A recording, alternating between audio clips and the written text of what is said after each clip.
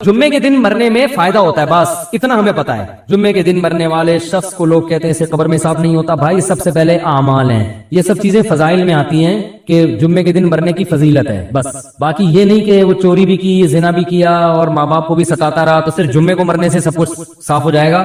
ایسا قرآن و سنت سے ہمیں پتا نہیں چلتا۔ آپ ستاتے رہے، سود کھاتے رہے، زنا کرتے رہے، 27ویں رات کو بھی مریں گے تو چترول لگیں گے قبر میں، کیونکہ قرآن نے سب سے زیادہ فوکس کیا ہے عمل کو۔ اگر صرف جمعہ ہفتے سے کام چل جاتا تو یہ پیغمبروں نے جو اتنی تکلیفیں اٹھائی ہیں یہ نہ اٹھاتے، بس پیغمبر دنیا سے یہ کہہ کے چلے جاتے تمام حضرات کوشش کریں جمعے کو مریں وہ، بس یتیموں کے حقوق اور یتیم کا مال جو کھاتے ہیں، آگ کے انگارے کھا رہے ہیں، اور زنا پر جو سزائیں رجم کی اور کوڑے لگنے کی اور آگ کی وعیدیں اور ماں باپ کو ستانے والے کی بخشش نہیں ہوگی، وہ عورت جو شوہر کی ناشکری ہو، یہ سب ختم ہو جاتی نا۔ جیسے حدیث میں آتا ہے نا کولونجی میں ہر بیماری کی شفا ہے، تو اس کا یہ مطلب نہیں ہے کہ اب ڈاکٹر کے پاس جانے کی ضرورت ہی نہیں ہے۔ سنا مکھی میں ہر بیماری کی شفا ہے، تو اب کورونا میں بس سنا مکھیاں کھلا کھلا کے باقی ساری ویکسین جو تیار ہو رہی ہے یہ دنیا، یہ سب یہ تو نبی نے نہیں ایسے کیا۔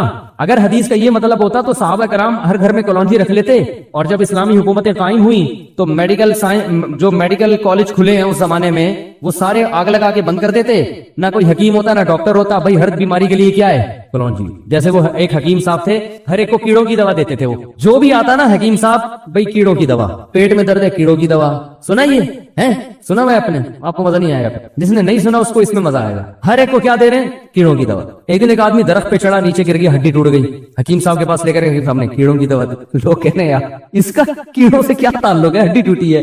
حکیم صاحب نے کہا کیڑا تھا تبھی تو چڑھا تھا درخت پہ، یہ آئندہ کے لیے دی ہے تاکہ آئندہ ایسی حرکت، ایک ہڈی تو ٹوٹ گئی ہے دوسری تو سلامت رہے نا، صحیح۔ تو ہمارے یہاں بھی لوگ کیا کر رہے ہیں، ہر چیز میں بھائی کولونجی، ہر چیز میں بس سنا مکھی دے دو، بس شہد دے دو۔ حدیث کا یہ مطلب نہیں ہے، حدیث کا مطلب ہے کولونجی میں شفا ہے، کیسے ہے، کتنی مقدار میں کھانی ہے، کس وقت کھانی ہے، کس نے کھانی ہے، یہ تفصیل تو میڈیکل سائنس بتائے گی۔ حدیث میں ایک اشارہ دے دیا بھائی اس میں دوائیت کا عنصر ہے، بس ہمارا ایمان ہے اللہ کے نبی پر کہ کولونجی میں ہر بیماری سے اللہ نے شفا رکھی ہے۔ کیسے رکھی ہے میڈیکل سائنس بتائے گی آپ، صحیح ہے نا؟ یہ مولانا صاحب نہیں بتائیں گے آپ کو، یہ کون بتائے گا؟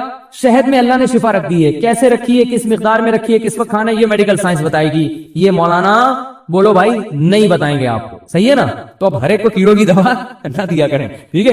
اور کیا بات کیا چل رہی تھی؟ ہاں، تو جمعے کے دن مرنے میں فائدہ ہوتا ہے، بس اتنا ہمیں پتا ہے۔ پورا ہی بخشا جاتا ہے ایسا نہیں ہے بھائی، اللہ بخش دے تو الگ بات ہے۔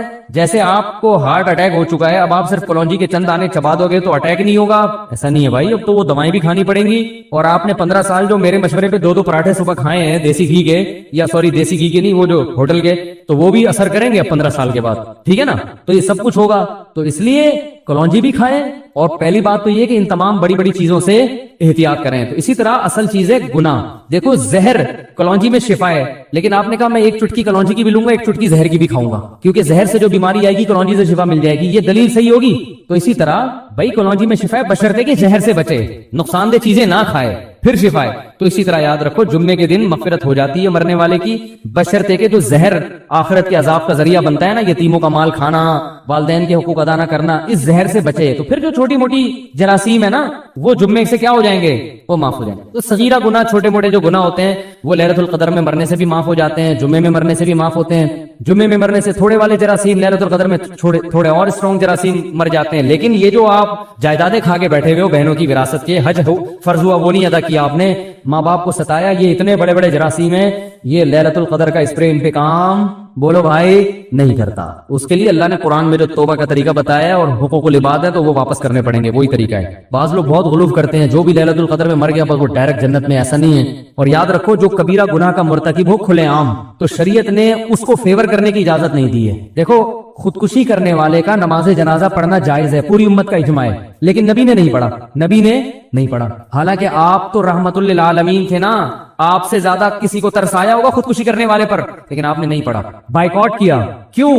لوگ اس جرم کو ہلکا نہ سمجھے۔ تو ہم ایک جانب تو دیکھ رہے ہوتے ہیں کہ طرز کھانا ہے، دوسری یہ نہیں دیکھ رہے ہوتے کہ طرز کھانے سے معاشرے میں یہ جرم کیا ہو رہا ہے، پروموٹ۔ تبھی الحمدللہ میں کبھی خودکشی کرنے والے کی حمایت نہیں کرتا، نہ کبھی اس پہ طرز کھاتا ہوں۔ میرے پاس آتا ہے نا وہ بیچارے کے حالات سے تنگ آ کے کھمبے سے لٹک گیا، مار دیا، ہائے ہائے ہائے بیچارے۔ میں نے کہا اتنا مظلوم نہیں تھا، اگر اتنا نیک ہوتا تو قبر میں چترول لگ رہے ہوتے اس کے؟ ارے سب سے پہلے تو اللہ کو ترس آتا نا اس کے اوپر۔ حدیث میں آتا ہے جو خودکشی کرتا ہے برزخ میں وہی عذاب اس کو قیامت تک دیا جائے گا. یہ جو ابھی بالی ووڈ کے ایکٹر نے خودکشی کی ہے نا رسا لٹکا کے, تو حدیث کے مطابق آپ اس کی لاش کو جلائیں یا نہ جلائیں, قبر میں دفنائیں, جو بھی کام کرتے ہیں, ہمارے نبی نے ہمیں یہ بتایا ہے کہ قیامت کا عذاب بعد میں, قیامت تک یہ اسی طرح اپنے آپ کو پھندے سے لٹکا کے مارتا رہے گا. اللہ اس میں جان ڈالیں گے. برزخی زندگی میں ہوتا ہے یہ کام, باڈی کو نہیں پتا چلتا. اس پر ایک پورا بیان میرا تفصیل سے ہو چکا ہے. برزخ میں اللہ اس کی روح کو جسم دیں گے, اسی طرح اللہ کہیں گے لٹکو, مارو اپنے آپ کو, تڑپے گا, مرے گا, پھر پھندا لٹکے گا.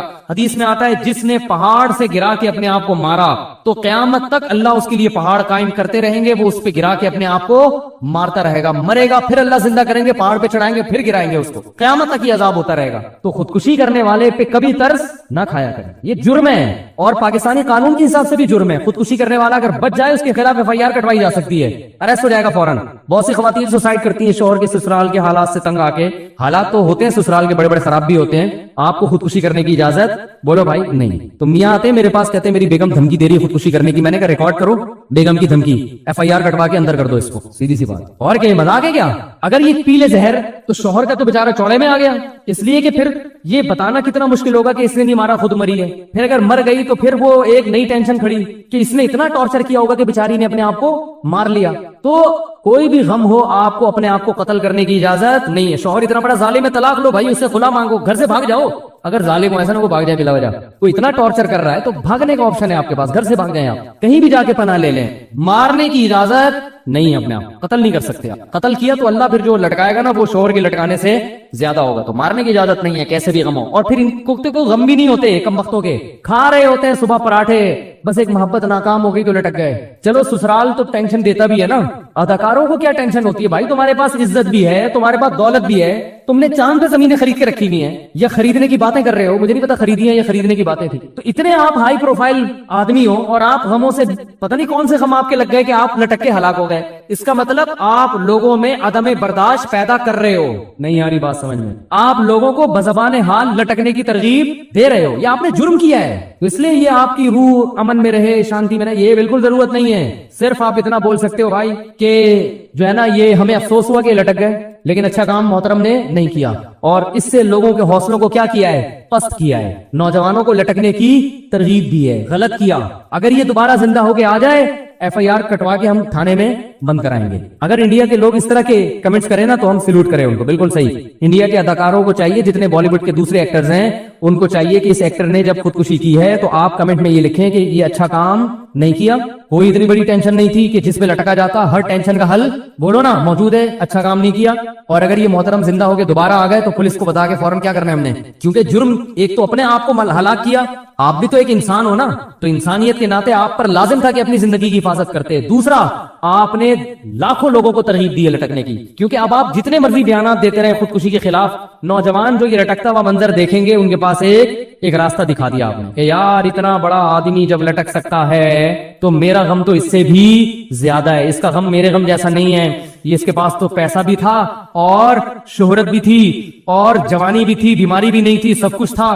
میں تو بے روزگاری سے تنگ آیا ہوا ہوں, میرا تو ٹماٹر کا ٹھیلا بھی آج کل نہیں لگ رہا کوئی خریدنا. میری تو اس کی تو گرل فرینڈ بھاگ گئی تھی, میری تو سچی مچی کی بیوی بھاگ گئی ہوئی ہے. تو اس سے بڑے جس کو غم ہوں گے وہ کہے گا ہم تو آسانی سے لٹک سکتے ہیں. تو یہ ترغیب جرم کی دی کہ نہیں دی؟ اس لیے اللہ خودکشی کرنے والے پر ترس نہیں کھاتے, اللہ نے اس کے لیے اصول الگ بنایا ہے. تو اسی طرح خودکشی کرنے والے کا جنازہ مسلمان اگر ہو تو پڑھا جائے گا, مگر علاقے کے جو معزز لوگ ہوتے ہیں شریعت کا حکم ہے کہ وہ اس جنازے کا بائیکاٹ کریں. اسی طرح کوئی بڑا گناہ گار ہو, کھلے عام ہو, چھپ کے گناہ کرنے والے کا تو حکم ہے شریعت میں پردہ ڈالو, چھپاؤ, کیسے ہی بڑھاؤ. کھلے عام جرم کر رہا ہے تو پھر اسلام میں حکم یہ ہے کہ اس کو جنت میں پہنچانے کی کوشش بولو مت. کھلے عام زانی ہے, ڈاکو ہے, لاکھوں لوگوں کی جان لے لی اور مر گیا 27ویں رات کو, اب آپ کہہ رہے ہیں جنت میں جائے گا. یہ اس کا مطلب آپ لوگوں کے جذبات سے کھیل رہے ہیں. آپ یہ نہ کہیں کہ جہنم میں جائے گا, یہ تو اللہ ہی کو پتا ہے کہاں جائے گا, لیکن کم از کم یہ بھی نہ کہیں کہ جنت میں جائے. اگر برے الفاظ سے یاد نہیں کریں تو اچھے الفاظ سے بھی یاد نہ کریں. سمجھ رہے ہو کہ نہیں سمجھ رہے؟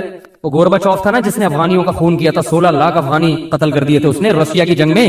ارے جب روس افغانستان کی جنگ ہوئی ہے تو 16 لاکھ افغانیوں کا, یہ تو آن دا ریکارڈ ہے, باقی لاکھوں اس کے علاوہ ہیں جن کا کوئی ریکارڈ ہی نہیں ہے. افغانستان کو کھنڈر بنا دیا. تو ایک صاحب گورباچوف پہ ترس کھا رہے تھے کہ اللہ کرے مسلمان ہو جائے, قیامت کے دن میں اس کی بخشش کرواؤں گا. تو ایک پٹھان بیٹھا ہوا تھا, اس نے کہا گورباچوف ملے تو صحیح قیامت کے دن دیکھتا ہوں. واقعی صحیح کہہ رہا تھا. او بھائی 16 لاکھ انسان مار دیے, لاکھوں عورتوں کی عزتیں تباہ ہو گئی, قیامت میں ملے تو صحیح, دنیا میں تو کچھ نہیں کر سکتے, قیامت میں بھی چھوڑ رہے ہیں. واہ بھائی واہ, تو نہیں چھوڑیں گے, ملے گا چھوڑیں گے آپ لوگ.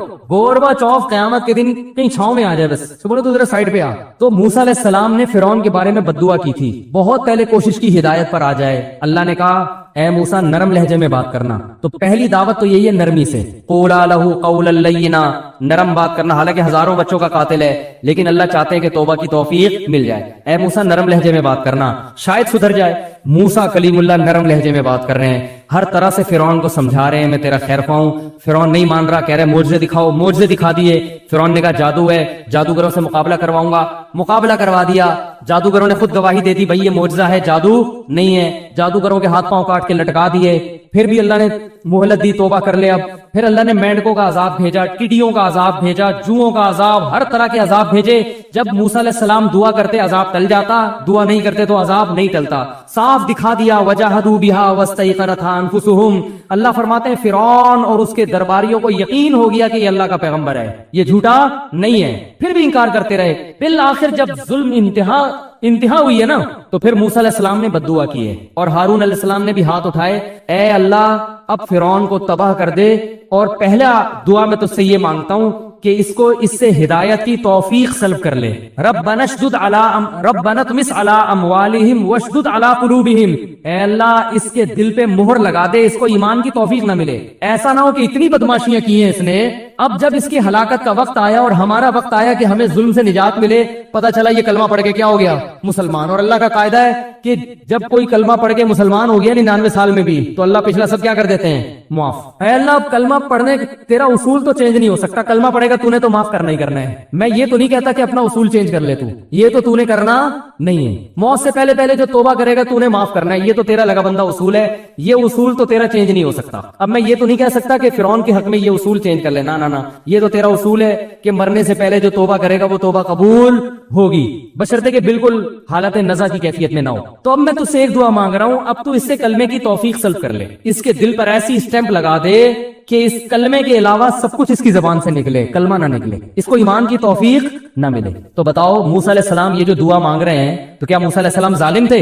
ہے بھائی, کیا موسیٰ علیہ السلام چاہتے تھے کہ فرعون زبردستی جہنم میں جائے, وہ کسی کو جلتا ہوا دیکھ کے خوش ہونا چاہتے تھے؟ اگر آپ موسیٰ علیہ السلام کے بارے میں ایسے بدگمان ہو تو پھر یہ ایمان خطرے میں ہے نا. پیغمبر ہر لحاظ سے کامل ہوتا ہے, پیغمبر میں کوئی فالٹ بولو نہیں ہوتا.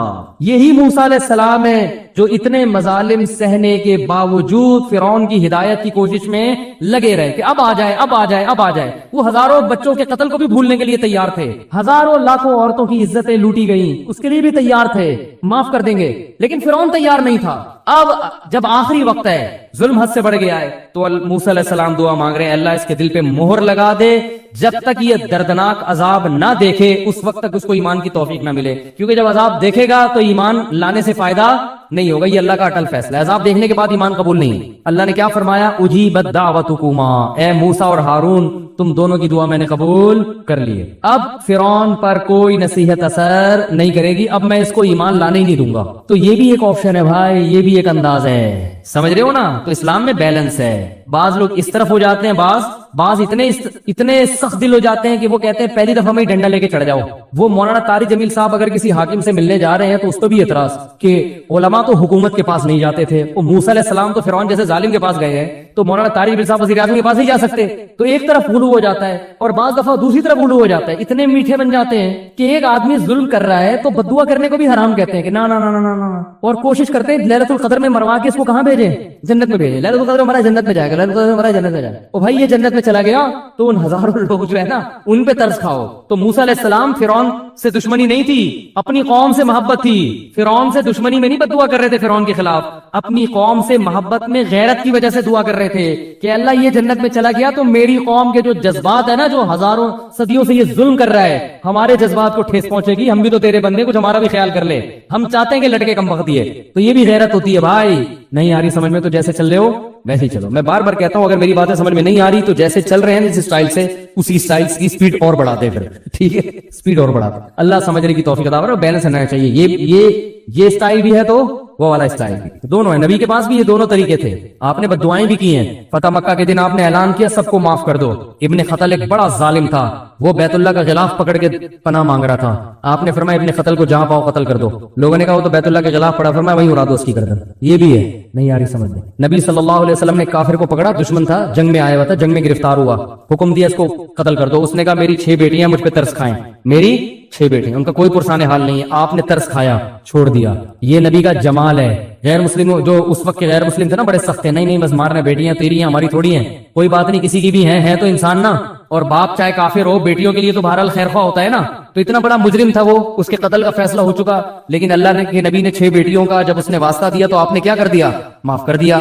ये सिफत रहमत है नबी की, रहमतुल लिल आलमीन। दोबारा कमबख्त साजिशें करता हुआ पकड़ा गया है भाई, उसको ये नबी की रहमत हजम नहीं, दोबारा पकड़ा गया। आपने फिर देखा भाई तू, हमने तुझे माफ किया था, तुझ पे रहम किया था, और तू फिर हमारे खिलाफ साजिशें कर रहा है। आपने हुक्म दिया गर्दन उड़ा दो। उसने फिर कहा मेरी 6 बेटियां, आपने फरमाया उड़ा दो। ये नबी की क्या है, सियासत, नहीं आ रही बात। फिर आपने फरमाया ला युल्दगुल मुमिनु मिन जोहरिन मर्रतैनी, मोमिन को एक सुराख से 2 दफा डसा नहीं जा सकता। अगर हमने फिर छोड़ दिया, ये कहेंगे ये मोमिन तो बड़े बेवकूफ होते हैं, ये 2 आंसू बहाओ तरस खा जाते हैं। भाई तुझे खुद अपनी बेटियों का ख्याल नहीं है, तो अब भी सवाल पैदा होता है बेटियां तो यतीम हो गई ना, तो भाई पहले अपने लोगों को तो यतीम होने से बचाओ। अगर इसको छोड़ दिया तो हमारे बंदे मारता रहेगा, तो ये इनकी बेटियां किसी की बेटियां नहीं है क्या? हम तेरी बेटियों का ख्याल करें, अपनी बेटियों का ख्याल करें। तो ये है बैलेंस जो आज मार्केट में क्या चल रहा है। रहम दिल होंगे तो कुत्तों पे के खिलाफ मेरा बयान, मैंने कुत्तों के खिलाफ बयान किया, तो जो रहम दिल लोग हैं उनको ये कह रहे हैं यार कुत्तों को मारने का हुक्म दे रहे, तौबा तौबा अस्तगफिरुल्लाह। कुत्तों पे तरस आना शुरू हो गया, और सख्त दिल बनते हैं तो इतने कि माशाअल्लाह वो कुत्ते लोगों को काट रहे हैं, उन लोगों पे तरस। 2 मुर्गियां हमारी ले गए, मुफ्ती साहब पे तरस, और वही ज्यादा अंडे दिया करती थी। आप क्या, आपको कैसे पता चला? जब मुर्गियां स्टार्ट हुई हैं तो अंडों की तादाद में गैर मामूली कमी आई है, और लोगों को काट रहे हैं, पागल हो रहे हैं। कुत्ते का पता थोड़ी होता है बाज़ दफा कि पागल है कि नहीं है, ये तो कुत्तों को ही पता होता है कि भाई ये पागल है या नहीं, तो कुत्ता ही ट्रेस करके बता सकता है कि ये पागल है और कितना है। तो अजीब हिसाब है यार, कुत्तों को कत्ल करने का हमने हुक्म दिया कि एमसी वालों को चाहिए इनको मारे, तो उस पर तरस आ रहा है कि कुत्तों को तो इस्लाम ने हुक्म दिया कि पानी पिलाओ इनको। एक तरफ इतने रहमदिल और सख्त दिली इतनी है कि वो कुत्ते लोगों को काट रहे हैं, बाइकों वाले टकरा टकरा के गिर रहे हैं, उनकी हड्डियां टूट रही हैं, उन बाइकों वालों पे तरस नहीं। ये है तो इस्लाम मोतदिल चीज मजहब है, वो एतदाल सिखाता है। अल्लाह समझने की अमल की तौफीक अता फरमाए। बहुत ज्यादा हो गया बस।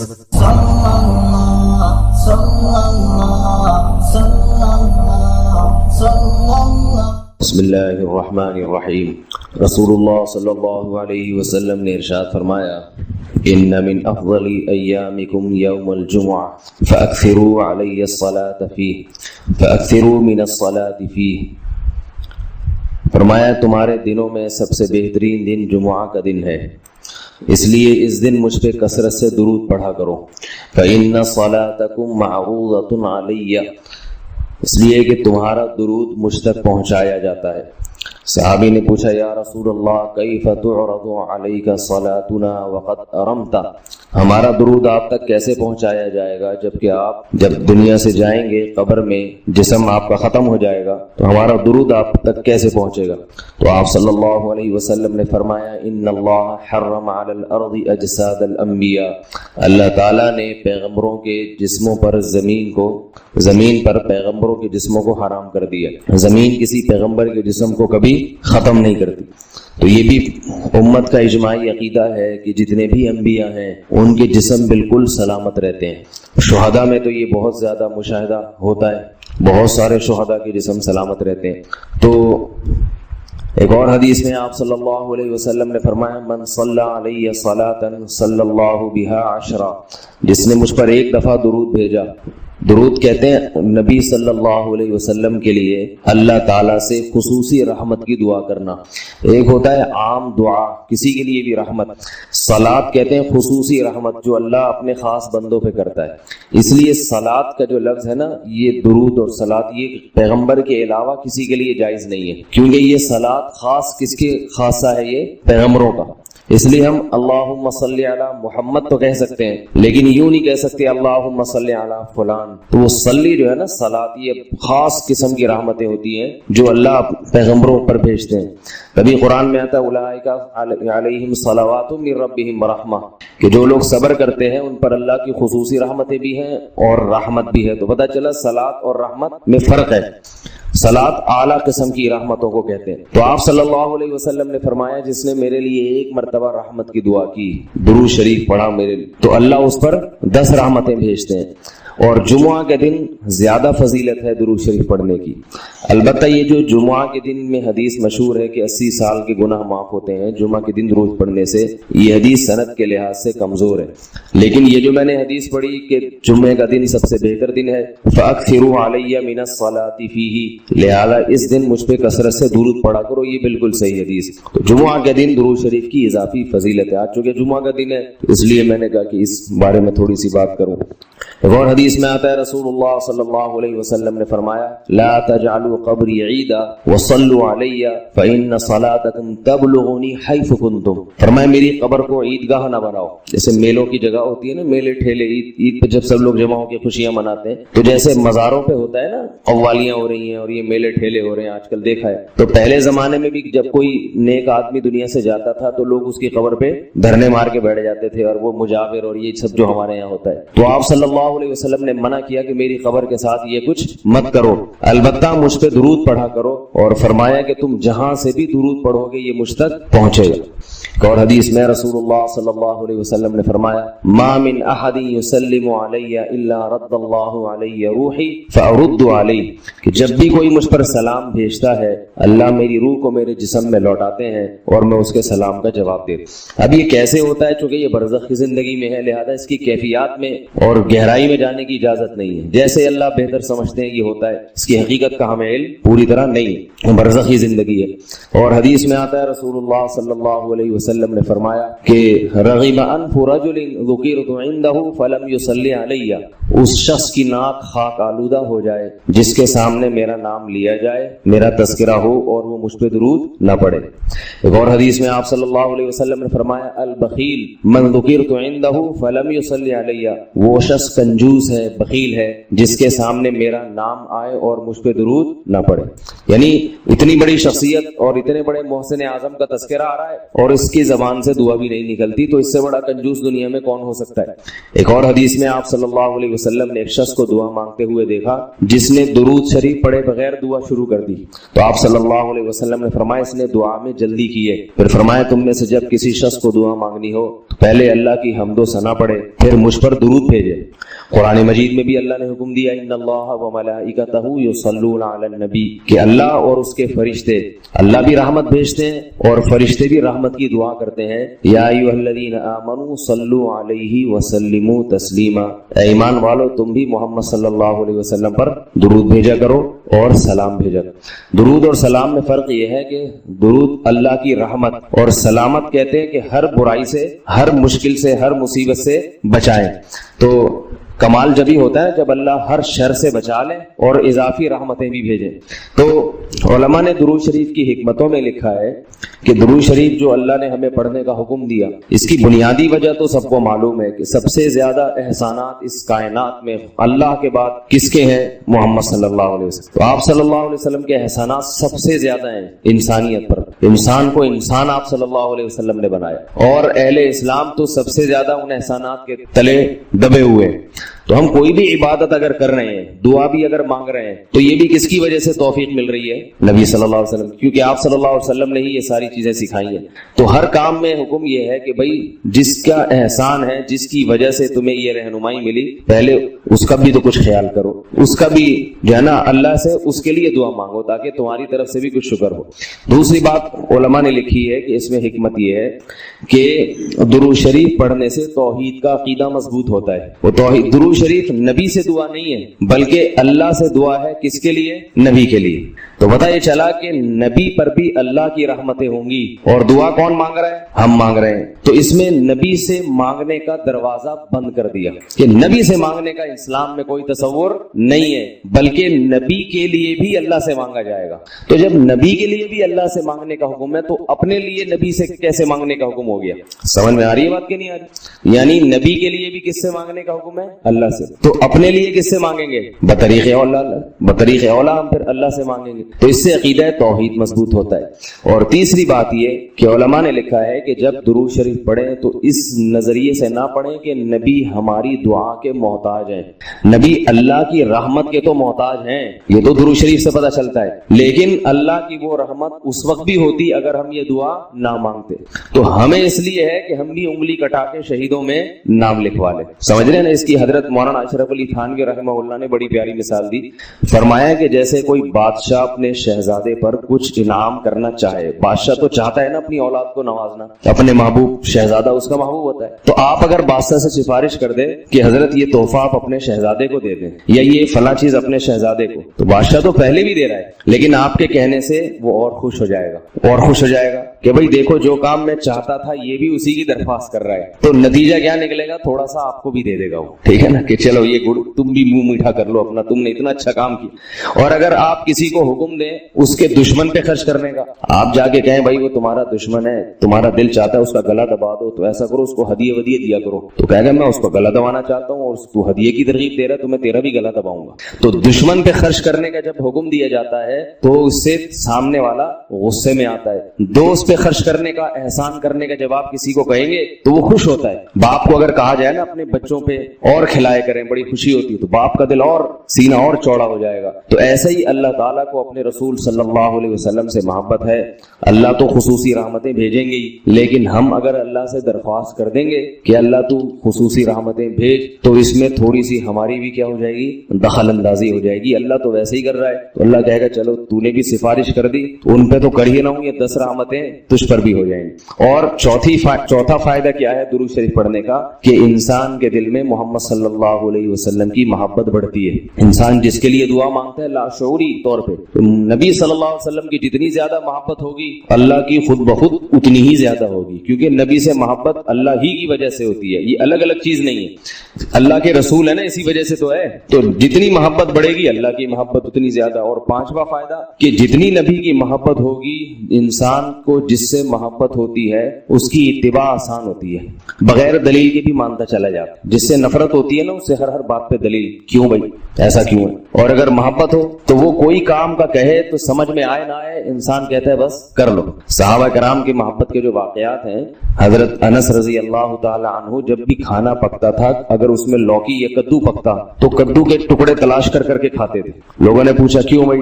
فرماتے ہیں کہ میں نے رسول اللہ صلی اللہ علیہ وسلم کو دیکھا ہے کہ کدو شوق سے کھاتے تھے. تو نبی سے محبت تھی, کدو سے محبت ہو گئی. حالانکہ یہ شریعت کا حکم نہیں ہے لوکی اور کدو سے محبت کرو, یہ تو اپنی انسان کی اپنی رغبت ہوتی ہے, کسی کو کسی چیز سے, کسی کو کسی چیز سے. لیکن عشق کی انتہا ہوتی ہے تو انسان کو محبوب کی محبوب چیزوں سے بھی ہو جاتی ہے. تو ہمیں بھی اگر نبی صلی اللہ علیہ وسلم سے محبت ہوگی صلی اللہ علیہ وسلم, تو اگر کدو سے نہ بھی ہو تو کوئی اتنا مسئلہ نہیں ہے, لیکن فرائض واجبات سے تو ہو جائے گی نا, جو شریعت میں ضروری ہے, جن کی آپ صلی اللہ علیہ وسلم نے بہت تاکید کی ہے, ان سے تو ہوگی نا کم از کم. محبت نہیں ہے تو ہر وقت بیٹھ کے لوجک کی تلاش, داڑھی تک نہیں رکھے گا. داڑھی کا سمجھاؤ تو بھائی کیوں بھائی, پھر یہ سمجھاؤ کہ بھئی آپ صلی اللہ علیہ وسلم کے اخلاق ایسے تھے, نہیں میری سمجھ میں نہیں آتے, ایسے کیسے اخلاق بنائے جا سکتے ہیں خادموں کے ساتھ. تو محبت ہو جاتی ہے تو سارے کام آسان ہو جاتے ہیں. تو درود شریف پڑھنے کا ایک فائدہ یہ بھی ہے. تو اس لیے ہمت کر کے علماء نے جو ایک نصاب بتاتے ہیں نا, روزانہ 100 دفعہ صبح 100 دفعہ شام. ویسے تو سب سے بہتر درود ابراہیمی ہے جو نماز میں ہم پڑھتے ہیں, آپ صلی اللہ علیہ وسلم نے سکھایا. یہ نہ ہو مشکل لگے تو اتنا کر لو, جب اس کو کوئی مصیبت پہنچتی ہے تو جزا فضا شروع کر دیتا ہے, صبر سے کام نہیں لیتا. وَإِذَا مَسَّهُ الْخَيْرُ مَنُوعًا, اور جب اس کو کوئی پیسہ میسا ملتا ہے, دولت آتی ہے اس کے پاس, تو کنجوس بن جاتا ہے, اس پہ سانپ بن کے بیٹھ جاتا ہے. کئی ہفتوں سے اسی آیت پر درس چل رہا ہے کہ جلد بازی کا مطلب کیا ہے. جلد بازی کا مطلب یہ ہے, اس پر میں نے کئی دفعہ بیان کیا نا پورا, کہ ہمارے سارے فیصلے اکثر جلد بازی میں ہوتے ہیں. نبی صلی اللہ علیہ وسلم کو 2 صفات بہت پسند تھیں, الحلم برداشت اور سوچ سمجھ کے فیصلے کرنا. طلاقیں جلد بازی میں ہوتی ہیں, مار دھاڑ جلد بازی میں, بہت سارے کام ہمارے جلد بازی میں ہو. کسی کے بارے میں رائے جلدی قائم کر لیتے ہیں, کسی کو اچھا کہنے میں بہت جلدی کرتے ہیں, کسی کو برا کہنے میں بھی بہت جلدی کرتے ہیں. تو اسی طرح جو شخص بھی جس کی دل میں کوئی خواہش پیدا ہوئی, اس خواہش کو فوراً پوری کرنے کی کوشش کرنا, یہ بھی کیا ہے؟ جلد بازی. آپ سوچ تو لو بھائی,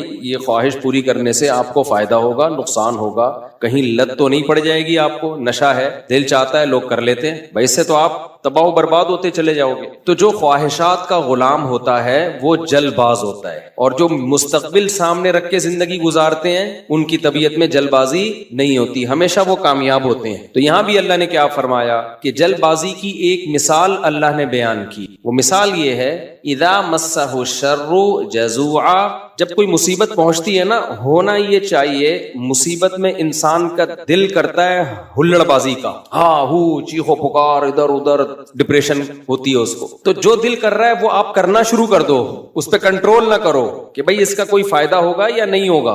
ایسا تو نہیں کہ میرے اس ری ایکشن سے فائدے کے بجائے الٹا اور زیادہ نقصان ہو جائے. تو اللہ کہتے ہیں جلد باز آدمی کیا کرتا ہے, وہ یہ نہیں دیکھتا, وہ بس اپنی خواہش کو پوری کرنے میں لگا ہوتا ہے. غم پہنچا ہے تو اس غم کو ہلکا کرنے کے لیے جو مرضی اسے کرنا پڑے وہ کر گزرتا ہے. اس کی مثال ایسے ہے نا, آپ نے دیکھا ہوگا ایک کہیں کوئی واقعہ ہو جائے نا, کوئی دھماکہ ہو جائے, تو جو انویسٹیگیشن کے لیے لوگ وہاں جاتے ہیں وہ کہتے ہیں ہمیں سب سے بڑی مصیبت پتہ ہے کیا ہوتی ہے, وہاں عوام جو احتجاج شروع کر دیتی ہے, اس سے کیا ہوتا ہے کہ وہاں جن لوگوں نے کچھ کارروائیاں کی ہے نا ان کے ثبوت مٹ جاتے ہیں. ہونا یہ چاہیے, پوری دنیا میں ہم نے ایک اصول دیکھا ہے, جہاں کوئی ایکسیڈنٹ ہو, کوئی واقعہ ہو نا, فوراً وہ روک دیتے ہیں, پورا ایک گھیراؤ میں لے لیتے ہیں کہ انویسٹیگیشن کرنے تو اس میں غلطی کس کی ہے تاکہ اس کو سزا ملے. ہمارے یہاں کیا ہوتا ہے کہ پتہ ہی نہیں چلتا کہ غلطی کس کی ہے, اتنا کراؤڈ اکٹھا ہو جاتا ہے, اتنی عوام دائیں بائیں آگے پیچھے, جس کو پکڑ کے پبلک کوٹنا شروع کر دے تو بس وہی مجرم ہے. یعنی جس کو پہلے تھپڑ لگ گیا نا, سمجھو وہ کیا ہے,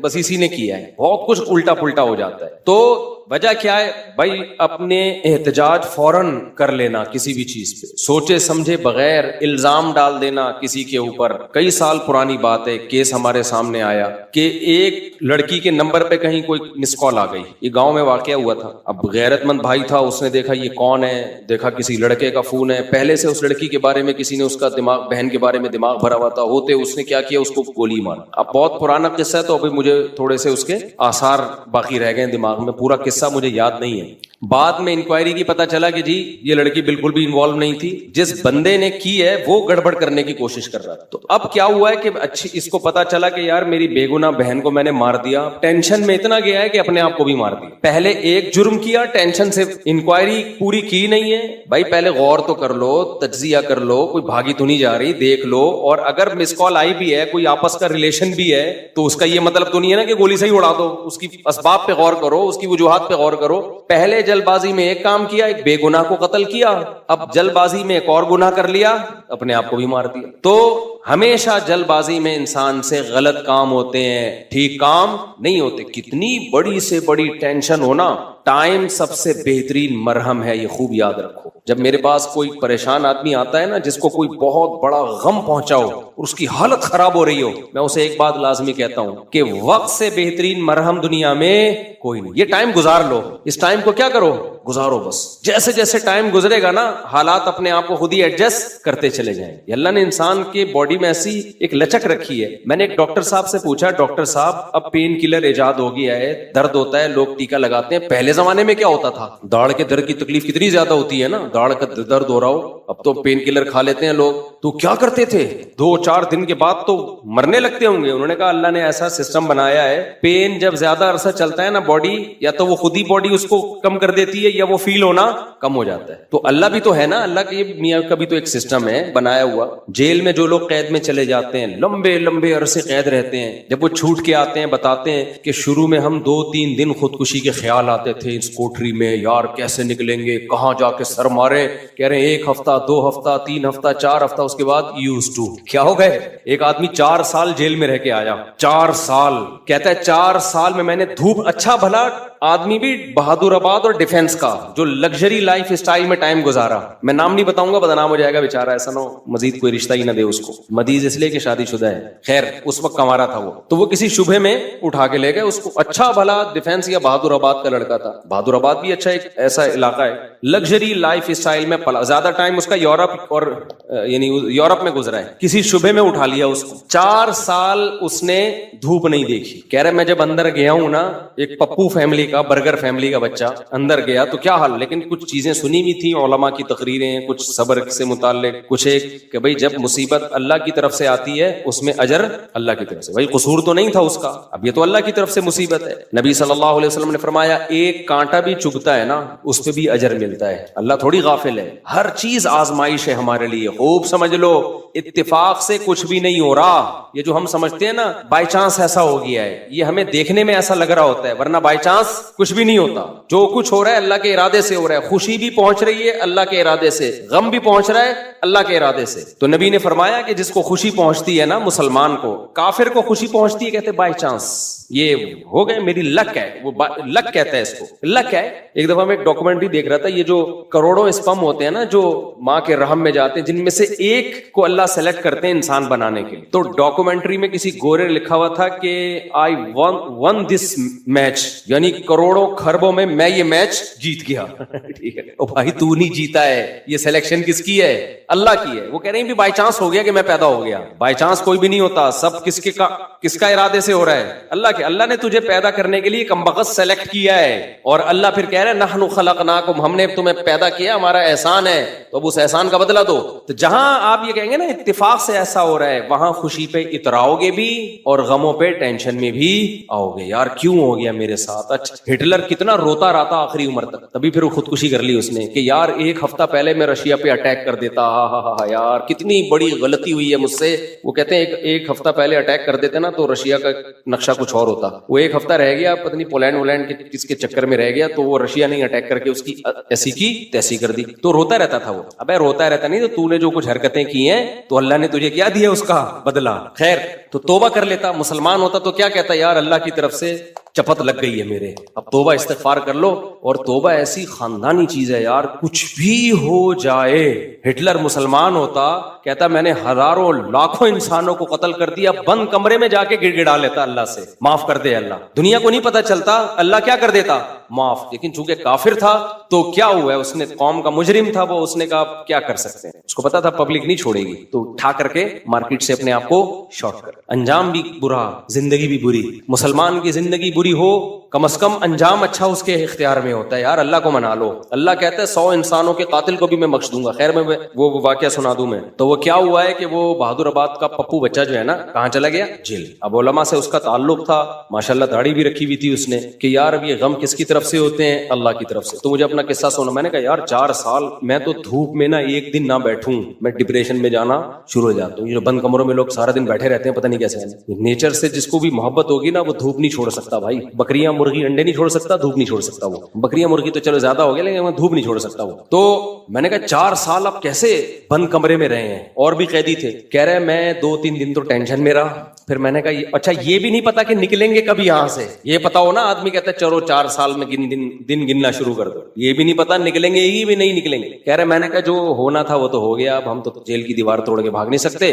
تو کہہ رہے میں نے کیا کیا, پھر وہاں پر میں نے اٹھک بیٹھک اور ایکسرسائز شروع کر کہ بھائی ٹائم کیا کرو, پاس کرو. ٹھیک. کہہ رہے اس کا فائدہ یہ ہوتا ہے 400 دفعہ میں بیٹھ کے, کیونکہ اور تو کوئی کام ہی نہیں ہے اسٹیمنا بنانے کے علاوہ, اسٹیمنا بنانے کے علاوہ کوئی کام ہے ہی نہیں. اچھا ہے بڑا پاورفل ماشاءاللہ, آپ کبھی ملو تو آپ دیکھو گے بہت زیادہ, ساری طاقت جیل میں بنائی ہے اس نے. کہہ رہا ہے میں بیٹھ کے لگاتا تھا ان 4 پھر ڈپس لگاتا تھا, پتہ نہیں کتنے ڈپس لگا لیتا تھا, ایکسرسائز کرتا تھا. کہہ رہے اس کا فائدہ یہ ہوتا تھا اتنا تھک جاتا تھا کہ مجھے نیند خاندانی آتی تھی. ظاہر ہے نیند تو بیسیوں بیماری کا علاج ہے. ڈپریشن ختم کرنے کا سب سے بہترین ذریعہ ہی گہری نیند ہے. ڈاکٹر ڈپریشن کے مریضوں کو کیا دیتے ہیں, نیند کی گولیاں دیتے ہیں کہ سوتا رہے بس, پتہ ہی نہ چلے پی ٹی آئی آ رہی ہے کہ جے یو آئی آ رہی ہے کہ مسلم لیگ آ رہے ہیں, کہ یہ ٹینشن ہی ختم, اسٹیبلشمنٹ کیا کر رہی ہے چھوڑو.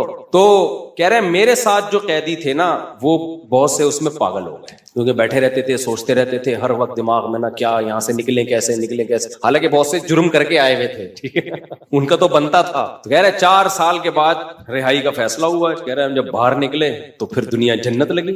پھر اب اس نے 4 شادی استغفر اللہ کی ہیں, تو خیر کی ہیں, واقعی 4 کی ہیں. کہہ رہے اس سے مجھے پاور کیا ملی, کہہ رہے ہم تو جرم مجرم تھے نہیں, ہم جب باہر آئے نا ہم نے کہا اچھا یہ ہوتا ہے, ٹوٹل سزا کیا ہے, کچھ بھی کر لو یہ ہے. تو کہہ رہے میرے اندر اتنا اسٹیمنا پیدا ہو گیا دنیا میں کچھ کر گزرنے کا آپ کو پتا ہے جیل ہمارے مجرم بناتے ہیں, جیل میں جا کے نا اسٹیمنا بڑھ جاتا ہے مجرم کا, سمجھ رہے ہو. ایک تو اس کو یہ پتا ہوتا ہے آئندہ اس طرح سے کام کرو گے تو پکڑے نہیں جاؤ گے, اس طرح سے کیا تھا تو پکڑا گیا تھا نا, اب یہ والی غلطی نہیں کرنی. تو اس لیے شریعت میں جیل کی سزا نہیں ہے, شریعت میں ہے کہ اسی وقت نمٹا دو. چوری کی ہاتھ کاٹو, چلو بھائی نکل پتلی گلی سے, شاباش.